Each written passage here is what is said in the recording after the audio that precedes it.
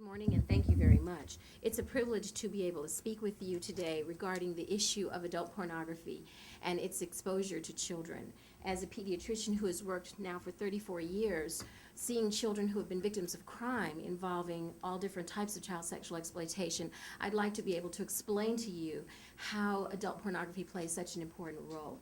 First of all, adult pornography normalizes sexual harm. It normalizes sexual harm, a very important notion for us to understand.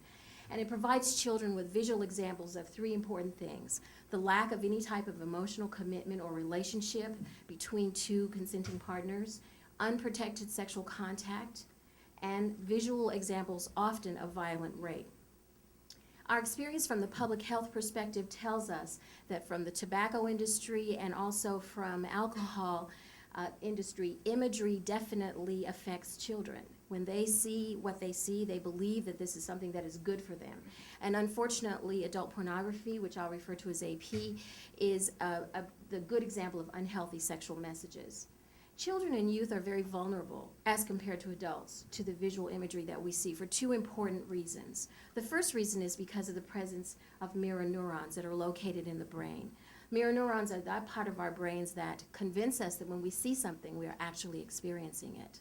The second part of this perfect storm is the fact that children have brains for which the prefrontal cortex is not yet completely mature. And the research has shown that that prefrontal cortex, the home of good judgment, common sense, impulse control, and emotions, is not completely mature until children are nearly 20 to 22 years of age.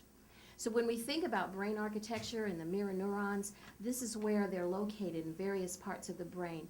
And this is an exploding field of research that we see quite a bit today. The MRI studies that were done in 2000 that showed from children from the age of 5 down to 20 plus, that brain maturation begins at the back of the brain and gradually comes forward. And even when a child is 20 years of age, the prefrontal cortex, this part, is not completely mature. These are functional MRIs. And so this depicts a little bit better for you what happens when a child sees adult pornography.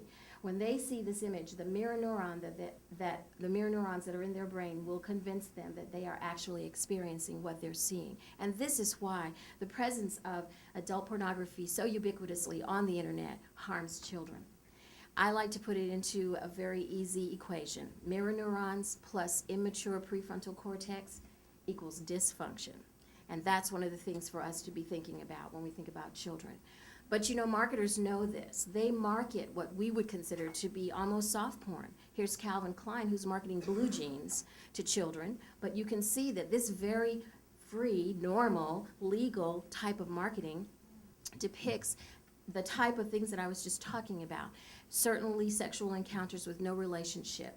In addition, when we think about the fact that pornography doesn't ever depict safe sex, we can understand why it would make our children at higher risk for HIV/AIDS, for the human papillomavirus, for which we are struggling in our country to immunize girls, because this is the leading cause of cervical cancer in adult women, and of course teen pregnancy.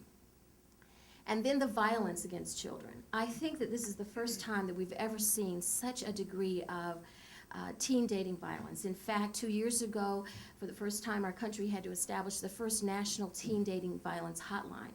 This is a good example, the case out of Richmond, California, just last year, of a young girl who was leaving a homecoming dance, and I'm sure you all remember this case, who, when she went out of the gymnasium at her school, instead of being able to get to her father, who was waiting for her to pick her up afterwards, she was brutally raped by numerous people, and an assault that lasted 2.5 hours. But what I also want you to notice is that in this particular case, we see what is another component of adult pornography exposure, and that is voyeurism. That need to look all the time, because in this particular case, not only did many of the other people who were around not report this crime in action, many actually took pictures of it with their cell phones. That's a good example of how voyeurism and adult pornography has affected us. The American Psychological Association has provided for us an excellent task force report on the sexualization of girls. And it has helped us to understand that over these last 10 or 12 years, girls have changed in their thinking. They are beginning to see themselves as having their only value in their sexuality. The APA tells us that when a child takes this belief system to heart, they no longer feel as if they're okay if they're straight A students or if they're gifted musicians or athletes. Instead, if they're not sexy, they're not okay. And what the APA tells us is that this is what we refer to as sexual self-objectification.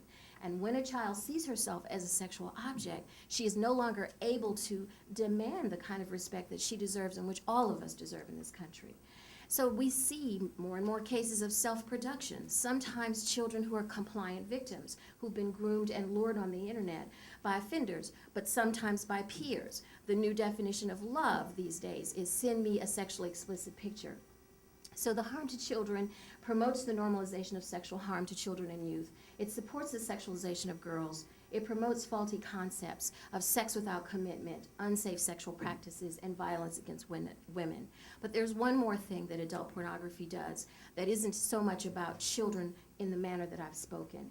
And that is when we think about adults who are looking at adult pornography. When they look at adult pornography, we know that it is sometimes a plan of action for child sexual abuse.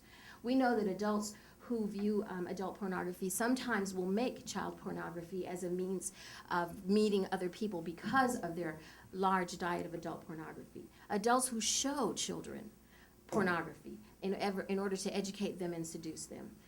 And then we see that crossover between adults and teen behavior, where both will use adult pornography to entice children to self-produce and sometimes use this as a show of love or as a form of extortion.